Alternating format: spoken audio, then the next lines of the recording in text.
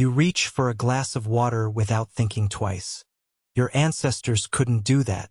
For most of human history, clean water was one of the rarest, most dangerous things on Earth. So what did people actually drink every single day for hundreds of thousands of years? The answer is stranger than you'd expect. Start with water itself.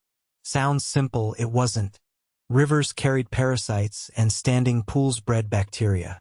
Groundwater could be safe one season and lethal the next, depending on what had died upstream. Early humans didn't have germ theory. They had something almost as good: instinct. Taste and generations of trial and error were passed down as survival knowledge. Murky water smelled wrong, and stagnant water tasted wrong.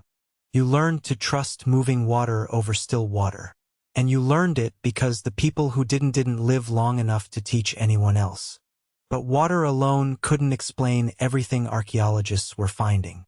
Buried in ancient pottery all over the world, there was residue that shouldn't have been there if water was the only drink in town. This is where the evidence gets interesting. In 2004, biomolecular archaeologist Patrick McGovern, studying a site in China, identified traces of a fermented beverage nearly 9,000 years old. It was a mix of rice, honey, and hawthorn fruit. Translation: people were brewing something closer to a fruity mead than plain rice wine, thousands of years before written history existed. Why would Stone Age communities go through the trouble of fermenting grain instead of just eating it? Because fermentation did something water alone never could. It made liquid safer to drink. The fermentation process kills many harmful pathogens and lowers the pH enough to slow bacterial growth. Ancient people may not have understood microbiology, but they understood results. The village that drank fermented grain mash got sick less often than the village that didn't. That's not a theory, that's selection pressure written in survival rates. Consider Göbekli Tepe, a massive set of carved stone structures in southeastern Turkey, dated to around 9,600 BCE. It is older than Stonehenge, older than the pyramids, and older than agriculture itself in that region. Researcher Oliver Dietrich and his team uncovered massive carved stone troughs at the site, some capable of holding over 150 liters of liquid. Chemical residue testing pointed to calcium oxalate, a compound that forms when grain steeps in water. This is a telltale sign of brewing. Think about what that means. People may have been brewing beer before they were reliably farming wheat for bread. Beer might not be a byproduct of agriculture.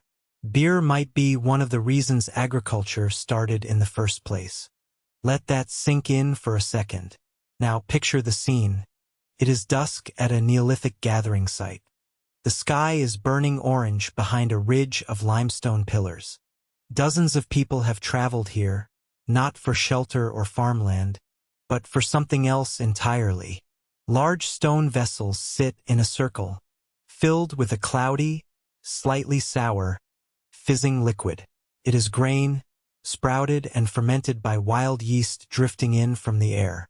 There is no written language yet, no metal tools, but there is laughter, there is rhythm, and there is a shared cup passed hand to hand. This wasn't a meal. This was a ritual and a community-building event, powered by alcohol 10,000 years before the wheel was invented. Here's the twist almost nobody expects. Alcohol may have been more reliably available and more central to early social life than clean drinking water. This flips the entire script we usually imagine. We picture cavemen drinking from rivers and streams as the default, with beer and wine as a luxury added later, once civilization got comfortable enough to spare the grain. But the archaeological record at sites like Rakefet Cave in Israel tells a different story.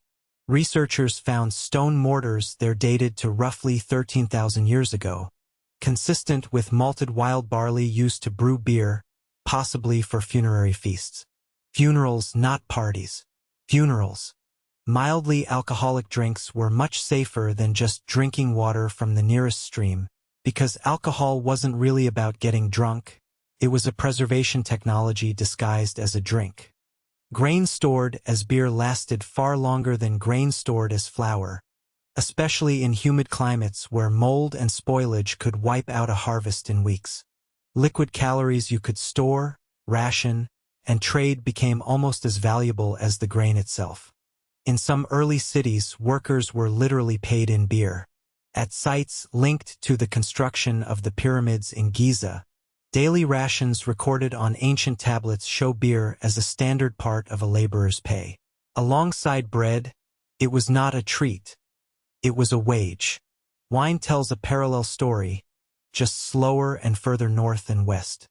At sites in the South Caucasus region of Georgia, architects working with Patrick McGovern's team identified tartaric acid residue, the chemical signature of grape fermentation from 6000 BCE, that makes it sit among the earliest direct evidence of winemaking found anywhere on Earth.